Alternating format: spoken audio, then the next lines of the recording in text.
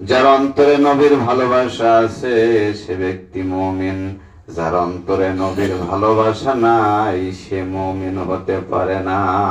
হাদিসের মধ্যে এসেছে, লা ইউমিনু আহাদুকুম হাত্তা আকুনা হাব্বা ইলাইহি মিন ওয়ালিদিহি ওয়া ওয়ালাদিহি ওয়ান নাসি আজমাইন।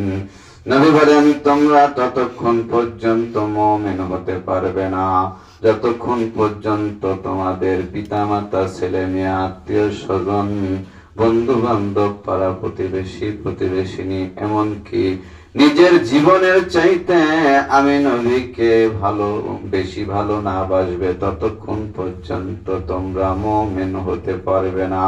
এই জন্য আমাদের নিজের জীবনের চাইতে রাসূলকে ভালোবাসতে হবে। আমরা নবীকে আমরা কিভাবে ভালোবাসবো?